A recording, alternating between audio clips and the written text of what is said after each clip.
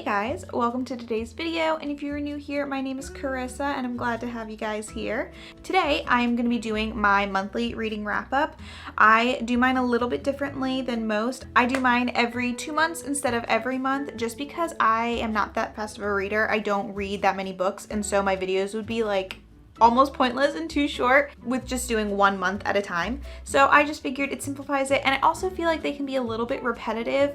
If I'm doing it every month, sometimes it just feels like that's a lot. So I'm gonna be doing my wrap up for March and April, and unfortunately, it was not great reading months. Yeah, it kind of stunk a little bit, especially April. I just wasn't finding great books. I don't know what it was about or what was going on. Could just be me, been in a little weird headspace lately, so it could just simply be that. I did also DNF a couple of books that I was kind of like really anticipating reading, thought they'd be great, and they weren't. At least in my opinion, I just didn't like them, which I'll go through that with you guys as well. With that all being said, I'm just gonna go ahead, jump in, tell you guys what I read, what I thought of them, the rating, all that fun stuff. I do have my little notebook of my notes for my books and like my ratings and everything. It helps keep me on track. All right, so for March, the first 2 books I read were Catching Fire and then Mockingjay. I did a video of me rereading the Hunger Games trilogy, which I'll go ahead and link that video for you guys if you're interested. I hadn't read these in forever, so I thought I would go ahead and reread them. They, of course, were 5 stars because it's Hunger Games and they're one of my favorite series ever. So obviously, Hunger Games is Hunger Games, 5-star reads on those. And since I had just finished them, I wanted to jump right into reading The Ballad of Songbirds and Snakes. This was also a reread, but the first time I read it, I hadn't just read The Hunger Games, so I kind of wanted to get that whole feeling of reading The Hunger Games and then immediately after eating the prequel. If you don't know, this is a prequel about President Snow and kind of his story and how he got to be where he was and all that kind of background stuff, which typically I love a good prequel or background story, especially on the villain. Oh, it's one of my favorite things. I typically always love them, but I am sad to say I rated this one 3 stars. My biggest issue with this book is it's really long. It's a really long book. It is over 500 pages and nothing really happens. It feels like it does, but it doesn't. I don't know. I just was hoping it would be more of like the actual like planning of how to start the Hunger Games and the thought processes behind everything they did. You get a little bit of that, but it's more just President Snow before he was president. So he's a teenager, like I think in high school or something. He's in school. There's just something about it. It just felt very lacking. I just kept waiting for it to be over both times. So there was almost no dialogue, it seemed like. Very minimal dialogue. It was mostly just like descriptions and what he was kind of thinking, but it went on for so long. And then also there's a bunch of songs in here, which if you read the story, then you'd understand why, but there's too many. And I don't love reading songs. It doesn't contribute to the story at all, I feel like. I don't know. It was just weird, and then the ending was just crazy and just sudden, and you're like, that kind of came out of nowhere. It's just not a favorite. I feel so bad because I do love Suzanne Collins and I do love The Hunger Games, but I was just really hoping this would be more, and it's just not, and I don't know. It's sad. Like I said, if it was shorter, honestly, if it was just shorter, I probably would have loved it so much more. But the fact that it was over 500 pages and it felt like nothing really happened, kind of just, I don't know. Just didn't do it for me. So anyway, 3 stars for this. I am though excited to see the movie at the end of the year because I'm interested in what they do with it. So do you want to see the movie? The next 2 books I don't have physical copies of yet. The first one is Once Upon a Broken Heart by Stephanie Garber. That I rated 5 stars. That one I did love. It was a great book. In case you don't know, it's the same author that wrote the Caraval series, which I did not love Caraval. I never even bothered to read the rest of the books. I just read the first one and that was it. Never finished the series because I just wasn't super into it. But I heard other people felt the same way about Caraval, but then really loved Once Upon a Broken Heart. So I was like, okay, I'll give it a try. I did. I really loved it. It was a very good book. I flew through the book. I read it so fast. Didn't even realize it was an over 400-page book. Like, I just read it so fast. So it was very addicting. It sucks you in right away. It just starts off immediately in the story. You just jump right in. It's great. Like other people have said, it's very fairy tale-esque. There's beautiful ball gowns and balls and dances and magic and all of this just fun fairy tale-ness. I do have a bit of a difference of opinion. A lot of people, they compare it to Alice in Wonderland. I don't know why that is. I do not see that because I find Alice in Wonderland, I don't think of as a fairy tale. I find it like it's just dark and kind of twisted, whereas these books are not that dark and twisted and mad like Alice in Wonderland is. I don't understand that correlation or that comparison. I don't see it that way. I kind of feel like that's a negative way to describe these books, because I did, of course, after that I read The Ballad of Never After, which that one I rated 4 stars. I didn't absolutely love it as much as the first one. It took me a little bit longer to read. Still pretty good though. I did like it, but I didn't absolutely 100% love it like the first book. But yeah, I just feel like it does a disservice to these books to compare to Alice in Wonderland. Definitely, I 100% agree with fairy tale feelings, that just like girly, fun ball gowns, more like Cinderella, or even I feel like Beauty and the Beast kind of would be more accurate, like where there's the morally gray character. I don't know exactly what to compare it to, but I just know in my heart and in my mind, Alice in Wonderland is not it. So I just felt like I needed to say that because I just feel like that's a little unfair to the books. Anyway though, after that I did read The Do-Over by Lynn Painter. I'd read Better Than the Movies, which everybody absolutely loves. I personally did not love that book. I don't know, I just felt like it fell a little flat. It was not a 5-star read. I think I rated it maybe 3 stars. It was just okay.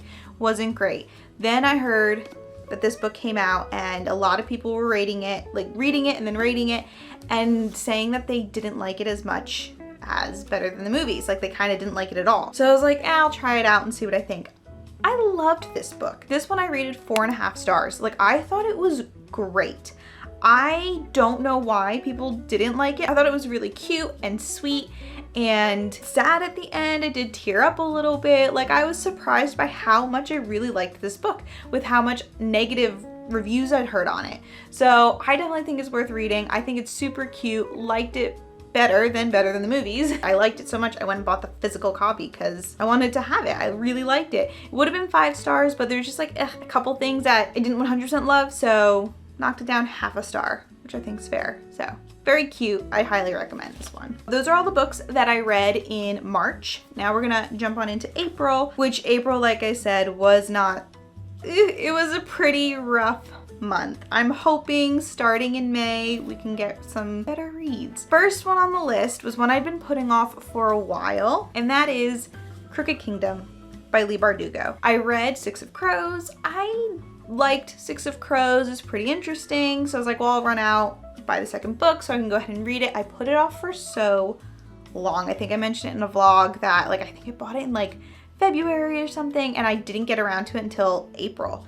And it took me so long. I felt like I was reading this book forever. People are gonna be so mad at me, I'm sure, but I rated this 2 stars. I just didn't like it. It was so long. I don't appreciate the multiple points of view. It's just complicated. It just dragged, and I felt it was very unnecessarily descriptive. The author would just write a whole paragraph describing a canal that had nothing to do with the story, and like it was just too much. Like obviously you need some description to build the world and see it, but I feel like honestly this book could almost be at half the size if we cut back on the description. I just felt like it was too much. It kept making me fall asleep. Like it was a struggle. It was so hard for me to read this book, and I feel really bad because I know this is a series that people absolutely love. I mean, to the point they made a Netflix series like including this. So I thought I was really gonna love it, and I just didn't. I mean, it's a decent story. It has really cool ideas and cool concepts. I really love the whole kind of Mission Impossible feeling and the found family and all of that stuff. I do love those elements, but it could have been shorter. It could have been more concise, and you still would have gotten the same story out of it, is my personal feeling. But I'm glad I'm done. I'm glad I finished it finally because It was just like looming over me, so I got that one read. Hopefully that doesn't upset anyone. I'm sorry if you love the book. If you love the book, that's okay. Everyone has to. I also am not big on fantasy. Fantasy is not my favorite genre of books. I read very minimal fantasy, so that could be a part of it too, of why I don't absolutely love it.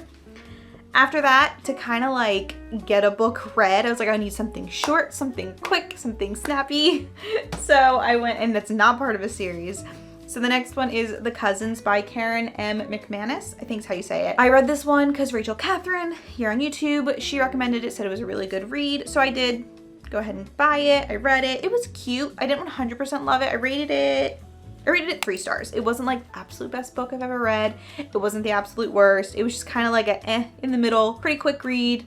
Kept you on your toes a little bit. You kind of kept wondering like, oh, what's the answer at the end? So yeah, it was pretty good, but I just wasn't, it wasn't like a 5-star read or anything fabulous. After that, I had 2 books that I DNF'd, which for those of you who don't know, did not finish.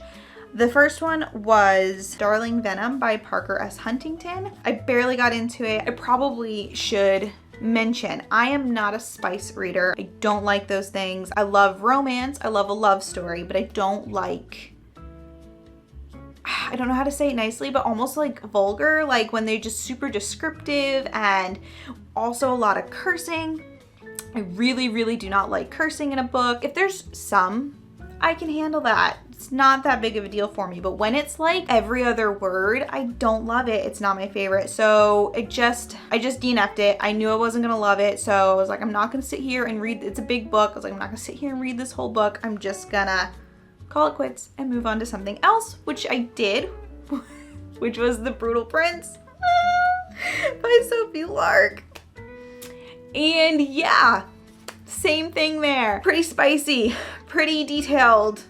Not my thing. Didn't love it. I was kind of shocked. I don't know why. I think I was getting mixed up with a different book, so I didn't realize how much spice was in it until I was into the book, and I was like, dang it. And I was like, this is not for me. Closed the book, DNF'd it. So those are my 2 DNFs for the month. And then the next one is The Upside of Falling by Alex Light. I never heard of this book from anyone, didn't see any reviews. I was just browsing on Amazon.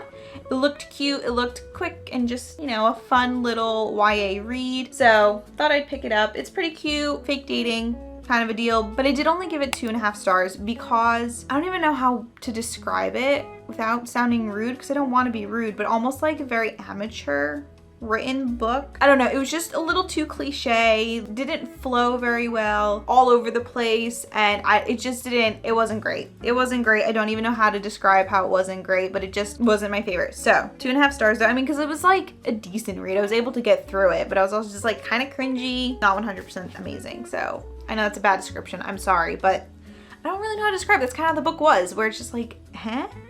I don't know. Anyway, that's that one. We are on to the last book, which I feel like I went through them so fast. But last book that I read, oh gosh, it was such a bad month. Violet Made of Thorns by Gina Chen. This one I rated 2 stars. This was a pretty good read, okay? Like, it was pretty interesting, but I just felt like there's a scene in this book that is, again, kind of spicy. It is spicy, pretty detailed, and I feel like too detailed for young adult. I don't know, it kind of bothers me that like they would market this as a young adult fiction with the stuff that was in that scene, where I was like, that's a lot. Like, that's a little heavy. I didn't love it. I didn't love the main character. She was just annoying. I didn't love it. It was kind of like enemies to lovers kind of a deal, but they're on the same team. I don't know. It just didn't really make much sense. I will not be picking up the rest of the books in this series. I just did not love it. But that scene that like happened was it wasn't horrible. It wasn't like the worst and most like inappropriate scene ever. Like, there's worse out there. Like on Brutal Prince, like that was enough that I was like, I don't even want to finish this book, and I closed it. This one, I was like, okay, I guess I can deal with it. But like, I wouldn't recommend it to people. I especially would not have recommended to like teenagers or younger. Like, no, I'm sorry. Like, that's going too far. It's going too far. So honestly, I probably should like rate it 1 star just for that alone. But I'm going to be a little gracious because it was interesting enough to keep me reading. It was a very interesting concept, I guess. I don't know. It just wasn't great. So yeah, that's what I ended my month on, which is kind of sad. The cover, which is like the main reason I got it, is beautiful. I love the cover. And even like it does have like a really pretty map inside. Like it looks beautiful even without the dust jacket. It's so pretty. Like it's one of the prettiest covers. So I'll keep it on the shelf because it looks nice. But so yeah, it's a little bit sad. March obviously was a much better reading month for me. I got a lot of 5 stars. Of course, some of them were rereads, but some of them were new reads. So they were pretty good. March was a pretty good month. And then it was just downhill for April. So fingers crossed that May will be better. I have a decent sized TBR, especially physical TBR, of books that I just kind of like really need to get through. Hopefully in that list, I'll find some that are better reads. Higher, I would love to read something higher than a 3-star right now. Honestly, like even if it's just a 4-star would be better than nothing. Because it's been pretty rough. Oh well, I'm sure I'll find good books. I'm just hitting a rough patch. It'll be okay. I'll find other books, great books, and I'll let you guys know about them and let you know that they're great. Recommend them. We'll get there again. But yeah, that is everything that I've read for the past 2 months. Hopefully you guys enjoyed hearing about my reads and my thoughts and ratings on all of them. Of course, if you did enjoy this video, give it a like and subscribe if you're not already. And I will hopefully see you guys next week in my next video. Life is a winding road, no telling where it goes. Driving through days and nights, won't stop for traffic lights. And I really wanna know, if I will ever figure out where the road goes. Even if I'm falling down, I will keep on searching for my highs. You can say I lost my mind, I will keep on holding my head high. Even if the sky is falling down.